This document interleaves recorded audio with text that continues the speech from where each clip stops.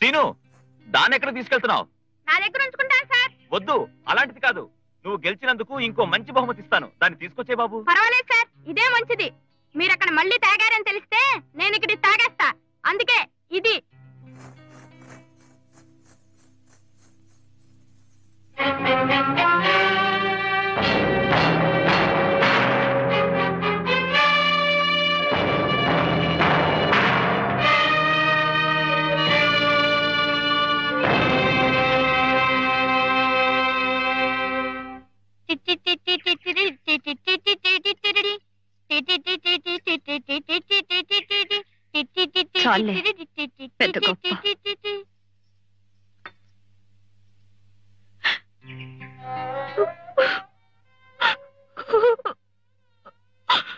ఏంటమ్మా? చెప్పమ్మా. కాలివు.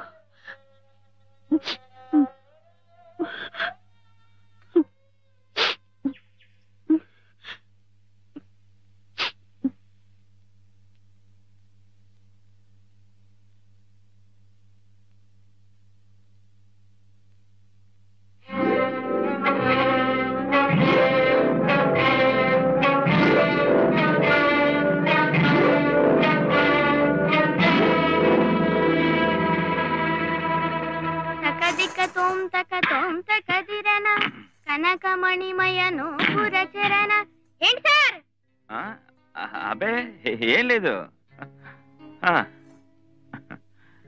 తకదిక తోం తక తోం తకదిరణ తకదిక తోం తక.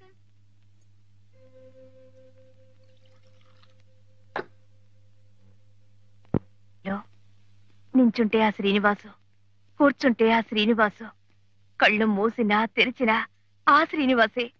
వాళ్ళు లేకుండా నేను బ్రతకలేనయ్యా. అవునమ్మా, కష్టమే. ఎంత డబ్బైనా సరే వాళ్ళని ఒప్పించి ఆ బాబుని మనం దత్తత చేసుకుందామయ్యా. అమ్మా, మీ నాన్నగారు ఓట్లు కొన్నట్లు మీరు బిడ్డను కొనాలంటే అవుతుందా? మీరెంత ఇచ్చినా సరే పేరు డబ్బు సంపాదించే కుర్రాన్ని ఇవ్వటానికి ఒప్పుకుంటుందా తల్లి? ఒప్పుకోవాలయ్యా పాపం. ఒప్పుకుంటుందమ్మా. అయితే మీరు కాస్త తెలివిగా నడుచుకోవాలంతే. నడకింకరమయ్యా, పరిగెత్తి పాలు తాగమన్నా తాగుతాను. ఏం చేయాలో చెప్పు. ముందర ఆ కుటుంబంతో స్నేహం కలిపి ఆ ఇంటికి వస్తూ పోతూ ఆ కుర్రాన్ని మచ్చికి చేసుకోవాలి. ఎంత ఇరుగు పొరుగు వారైనా వచ్చిపోతుంటేనే స్నేహం కలిసేది. రండమ్మా. బాబు, అమ్మగారు ఉన్నారా? కూర్చోండమ్మా. నీకోసమే వచ్చారు బాబు. ఇక నుంచి నీ ప్రోగ్రాంలు అవి ఈవిడే చూస్తారా? మీరింత శ్రమ తీసుకుంటున్నందుకు చాలా సంతోషం. అవ్వా అవ్వా, వీరికి అలాంటివి శ్రమ కానే కాదు. అసలు కళాకారుల్లో ఉన్న కళను గుర్తించి అది పరానికి ఈహానికి కూడా ఎలా ఉపయోగపడుతుందో చూడటమే వీరి వృత్తి. నారాయణమూర్తి గారిని ఈ స్థితికి తీసుకురావటానికి కూడా పాంచాలి గారే కారణం. మన చిన్నబాబు వారి దగ్గర కొంతకాలం సంగీతం నేర్చుకుంటే మంచిది. ఏం రామదాసు? చాలా మంచి ఆలోచనమ్మా. చిన్నబాబు మూలంగానైనా మళ్ళీ ఆయన మనసు సంగీతం మీదకి మళ్ళుతుంది, ఆయన ఆరోగ్యము కుదుటపడుతుంది. ఏం పాంచాలమ్మ గారు? నిజమే, నేను చెబుతాలేండి. ఆయన తప్పకుండా ఒప్పుకుంటారు. బాబు భవిష్యత్తు మాత్రం నాకు వదిలిపెట్టండి. అవ్వా అవ్వా, అందుకే కదా ఈ చిరంజీవిని తీసుకుని ఈ ఊరు వస్తా. వస్తా బాబు, రేపటి నుంచి పొద్దున్నే ఇంటికి వచ్చేసి. అలాగేనండి. ఏమిటి? చిన్నబాబు గారంటే ప్రాణం వదిలేస్తున్నారు. మరి మా అమ్మగారు కూడా వదిలేస్తున్నారే? ఒక్క ప్రాణం కాదు, పంచ ప్రాణాలు. బాబు శ్రీను, రండమ్మా. చూడన్నా, ఆవిడతో స్నేహం అంత మంచిది కాదు, తప్పు. ఆవిడ అవి ఇవి అని ఆశ పెడుతుంది. వాటన్నిటికీ మనం లొంగిపోకూడదు. ఏనన్నా, ఇవన్నీ నీకే. అమ్మగారెక్కడా? చెప్పాను కదమ్మా, ఆవిడ భర్త ఏడాది తిరగకుండానే మరో ఆడదాని వల్ల పడిపోయాడు. అందుకని తన దురదృష్టం మరో ఆడదానికి అంటకూడదని పాపం ఎదటపడి మాట్లాడదు. అయితే ఇక్కడి నుంచే మాట్లాడదాం. కాస్త సామరస్యంగా మాట్లాడమ్మా. నమస్కారం పెట్టే మాట్లాడదాం. పని జరగాలి కదా. అవును కదా అమ్మా. మాజీ ఎమ్మెల్యే గారు అమ్మాయి గారు వచ్చారు, గిరిజి గారని. అవును, ఆ రోజు బాబు కచేరీకొచ్చి బహుమతి చదివించారు. వారేనమ్మా. అదేం బహుమతి అండి, నా బొంద. అసలు బాబుకి నిలువున బంగారపు తొడుగు వేయించాలి. ఏనన్నా? సిగ్గండి. మీ వారు ఇప్పుడు కూడా ఇంకా సంగీత సాధన చేస్తున్నారా?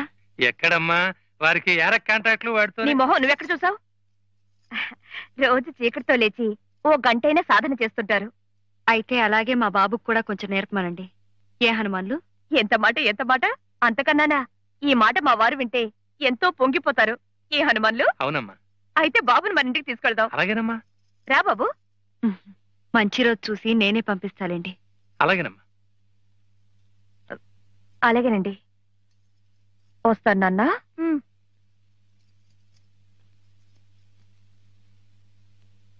అమ్మా, పెద్ద బాబాయ్ దగ్గర కూడా ఎందుకు పంపిస్తున్నావు? వాళ్ళ ముగ్గురు అన్నదమ్ములు నీ ద్వారా సంగీతానికి దగ్గర కావాలి. తాతయ్య గారి ఆశయం ఏమిటో మళ్ళీ గుర్తుకు తెచ్చుకోవాలి. లేచి తొందరగా రెడీ అవ్వండి. శ్రీనివాస్ వస్తున్నాడు. వాడెందుకు పొద్దున్నే చందా కోసమా? సందాలు తీసుకుని బ్రతకాల్సిన కర్మ వాళ్ళకేం పట్టలేదు. మీ దగ్గర సంగీతం నేర్చుకోవడానికి వస్తున్నాడండి. నా దగ్గర ఏముంది బాబు నేర్చుకోవడానికి? అదేంటి సార్, మీ పక్కన కూర్చోవటమే ఎంతో అదృష్టం.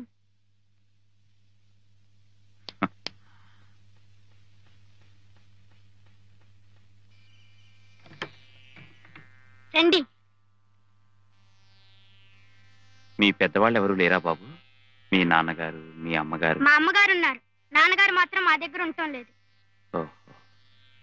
కూర్చోండి.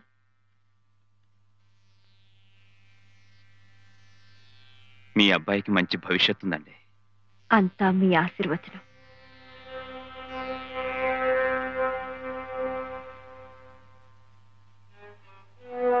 బాబు, ఆవిడేనా మీ అమ్మ? అవునండి, పిలవమంటారా? అక్కర్లేదు. బాగా పరిచయమైన గొంతులా ఉంటే ఏదో అనిపించింది. అదే, ఆ రోజు నా కచేరీకి మైక్ లో మాట్లాడినప్పుడు విన్నారుగా, అందుకే తెలిసినట్టు అనిపిస్తోందేమో. అంతే కావచ్చు.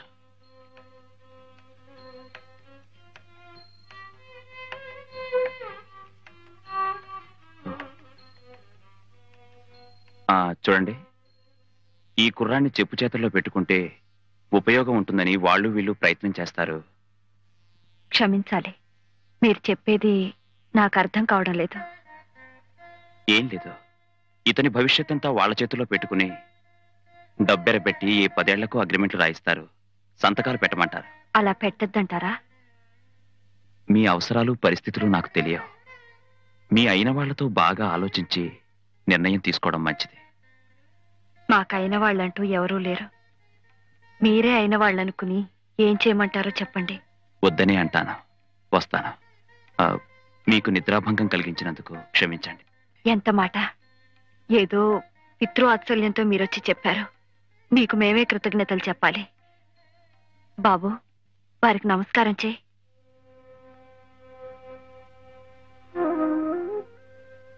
దీర్ఘాయుష్మాన్ భవ.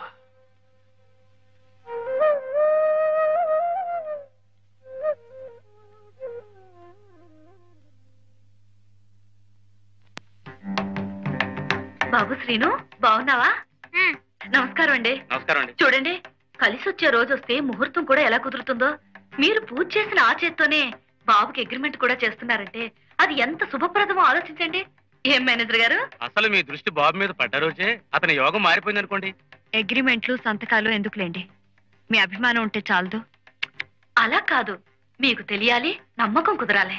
10 సంవత్సరాల వరకు అబ్బాయి గురించి మీకేం దిగులు లేదమ్మా. ప్రోగ్రామ్స్ ఉన్నా లేకపోయినా నెలకు 1000 రూపాయలు ఇచ్చేట్టు, అలాగే ప్రతి సంవత్సరం పెంచుతూ పోయేట్టు ఏర్పాటు చేశారు. చాలా బాగుంది. కానీ మీ ఇంట్లో ఉంటున్నారే, వారితో కూడా మీకు ఇలాంటి అగ్రిమెంటే ఏదో ఉందట. ఉన్నా దానికి దీనికి సంబంధం ఉండదండి. కానీ ఆయనకి బాబుకి సంబంధం ఉందిగా, అదే ఈ అగ్రిమెంట్ల ద్వారా. రేపు ఇంట్లో ఉన్న ఆయన వదిలేసి ప్రోగ్రాంలన్నీ బాబుకే ఏర్పాటు చేస్తుంటే ఆయన ఊరుకుంటారా? నిలదీసి అడగరు? ఆయన అలా అడిగేవారు కారులేండి. మీకు ఆ భయం అక్కర్లేదు. అయినా వారు ఇదివరకులా పాడలేకపో సారీ, మీరు అగ్రిమెంట్ల మీద నిర్భయంగా సంతకం పెట్టచ్చు. మీరేమో భయం లేదంటున్నారు, కానీ పెట్టడం మంచిది కాదని ఆయన అంటున్నారు. ఆయన మీతో అగ్రిమెంట్ విషయం చెప్పారా? ఆయన చెప్పినా చెప్పకపోయినా ఆయన మీ ఇంట్లో ఉండటం మాకంత శ్రేయస్కరం కాదు. ఆయనకు మీకు పూర్తిగా ఏ సంబంధం లేదని తెలిసిన రోజున మాకు నమ్మకం కుదురుతుంది. బాబు భవిష్యత్తుతో పాటు నా జీవితము కుదురపడుతుంది. ఈ అగ్రిమెంట్ మీద సంతకం పెట్టదని నువ్వు వాళ్ళకి చెప్పావా? అవును. ఏ, ఎందుకు చెప్పావు? ఆ కుర్రాడికి ఎంతో భవిష్యత్తు ఉంది కనుక, దాని మీద నీ నీడపట్టం ఇష్టం లేదు కనుక. నా నీడకొచ్చి నువ్వేం నష్టపోలేదే. నష్టమే పోయాను, లాభమే పొందాను. గతాన్ని తవ్వుకోవడం అనవసరం. నువ్వు మాత్రం ఆ పసివాణ్ణి ఉక్కు సంకెళ్లలో బిగించడం నాకిష్టం లేదు. అవును, ఇప్పుడు అన్ని సంకెళ్ళలాగే కనిపిస్తాయి. నిన్ను 10 మందిలో నిలబెట్టి నీ పేరు ప్రఖ్యాతుల కోసం నేను పాటుపడకపోతే నువ్వే స్థితిలో ఉండేవాడివో ఒక్కసారి ఊహించుకో. ఇలా మాత్రం ఉండేవాణ్ణి కాదేమో. ఇంకెలా ఉండేవాడివి? ముష్టెత్తుకునేవాడివా? ఈ పడుపు కూడా తినడం కంటే సంగీతాన్ని నమ్ముకుని ముష్టెత్తుకు బ్రతికినా కాస్త మనశ్శాంతుండేది. ఆహా, కేవలం సంగీతాన్ని చూసి ముష్టి వేయడానికి ఇవే త్యాగయ్య రోజులు కావు. నీ సంగీతాన్ని బ్రతికించి తెలివిగా ప్రజలకు అందించింది నేను, అది మర్చిపోకు. పిచ్చి పిచ్చిగా మాట్లాడకు. అజరామరమైన సంగీతాన్ని మనలాంటి తుచ్చులు బ్రతికించక్కర్లేదు. ఎవరు తుచ్చులో అర్థం అవుతోంది. ఎందుకు ఆ కుర్రాడి మీద అంత శ్రద్ధ చూపిస్తున్నావో ఇప్పుడు తెలుస్తోంది. నా మీద మోసు తీరింది కనుక పక్కదారులు తొక్కాలని చూస్తున్నావు. ఏ ఆశ్రాలైనా ఆమెను బుట్టలో వేసుకుని కురకాలని చూస్తున్నావు. నియమాలు తప్పినా నీతి ఇంకా మర్చిపోలేదు. ఇంకో మాట నావంటే చంపేస్తాను. జాగ్రత్త.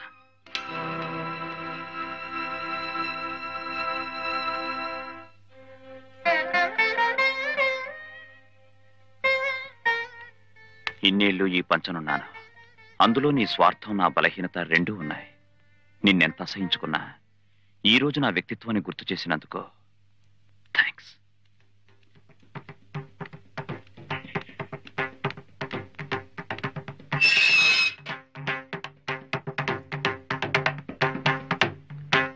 తిను, నువ్వు అర్జెంటుగా వెళ్ళి రామదాసుని తీసుకురా.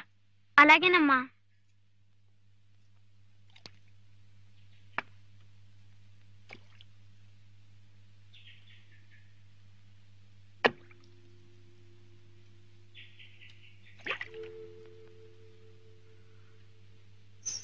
అడుగు బాబు, అక్కడే ఉన్నారు.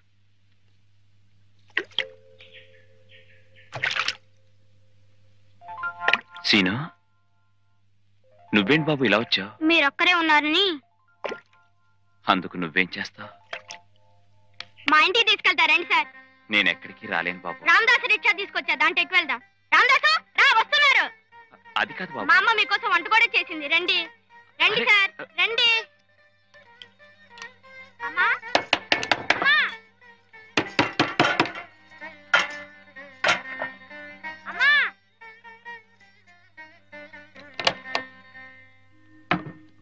అమ్మా, కాళ్ళు కడుక్కోటానికి నీళ్లు ఇవ్వు బాబు.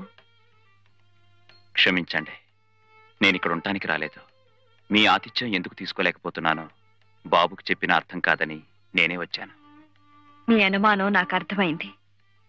దేవుడి గుళ్ళోకి వెళ్ళి తలుపేసుకున్నా ఆ దేవుడితోనే సంబంధం అంటగట్టే జనం. వాళ్ళకి జడవాల్సిన అవసరం లేదు. బాబుకి విద్య నేర్పే గురువుగా మీరిక్కడ ఉండటం తప్పులేదు. కాళ్ళు కడుక్కోండి, వడ్డిస్తాను. కడుక్కోండి.